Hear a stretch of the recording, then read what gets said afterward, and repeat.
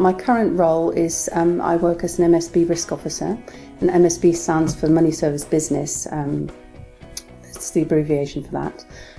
I look after high-risk businesses prior to take-on, so I do all the enhanced AML due diligence.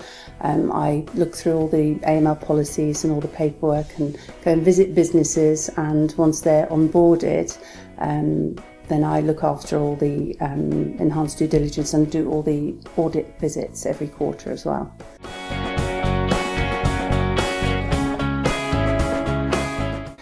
Well, I was a legal secretary for 12 years prior to going into fraud, and I saw an advert for a fraud advisor, and it just sort of stood out and looked very interesting. And this is quite some time ago now. This is about 1996, I think, 97 maybe. And the job seemed really appealing, and I had some police liaison experience. So I was really lucky and I got the job, and I sort of learned all about cheque fraud and card investigations, cards were really new at that time. I progressed from being an advisor to an analyst. I then became a team supervisor and then a team manager. And over a whole period of time, I was sort of at that particular employer for about 15 years, and I ended up working as a fraud consultant for the last year and a half that I was there.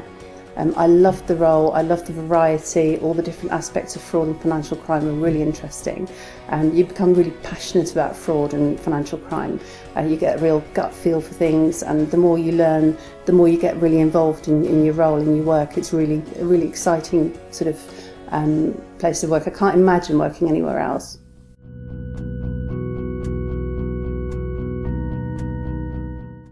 I sort of really enjoyed the course itself. It really gave me additional confidence. I had a lot of experience, but I didn't have any paper qualifications, and I think knowing that I have that now, it really helps. Like I said, it just gives you confidence. You gain so much knowledge, you can't really envisage it beforehand, but afterwards you think, wow, you know, is my brain that big? Can I take in that much information? But you can, you know, and it's a difficult exam, so, you know, people might think if it's only a year long, it's not that complex, but it is. It's a lot of hard work, but it pays off, and it's a really, I found it a very enjoyable experience. And the graduation event was really special as well. I really enjoyed that. It made me feel really proud. Like I said, the qualification itself will look good on my CV forever. I think employers nowadays really do look for qualifications.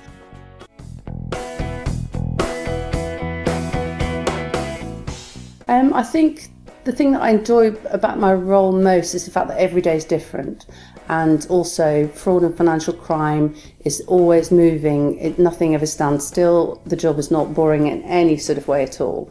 I think, like I said, you sort of through experience, you get a nose for fraud and financial crime. You get a gut feeling, you have to go with your instinct, and that's really important, because systems can do a lot, but it's your knowledge and feelings that, you know, you can sense that something's not right, or recognise, especially with transactional activity, you really, you know, go on your gut feel as to whether something's normal or not. I like the fact that I liaise with lots of different contacts across the industry. I think working in financial crime is really, you know, I feel I make a difference, and that's a positive difference, because we help prevent criminals from doing what they do, and sort of, you know, so you know, to help prevent crime is for me really important, and I feel quite passionate about the fact that I work in it. I'm you know, I can't imagine working anywhere else, so, or in any other industry.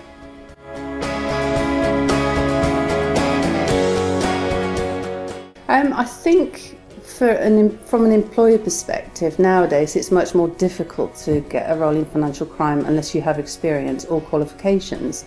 So unless you have done, like, for example, a criminology degree, if you're working in the financial industry on a different level, the way to really get into the area is by becoming qualified. So you know, if you do a financial crime course, and you then apply for that role, you're far more likely to be interviewed at least and considered for the role than if you hadn't done that. So I would suggest anybody who wants to go into that area who hasn't got that to do that, really, because I think employers look for it now and it looks good in your CV regardless. For some roles, it's actually really good to have background knowledge to know the systems and processes of a company. So to work your way up together with, a qualification of some sort probably makes you the perfect candidate for a financial crime role, because it helps if you know systems beforehand. So there's less training when you're in the role as well.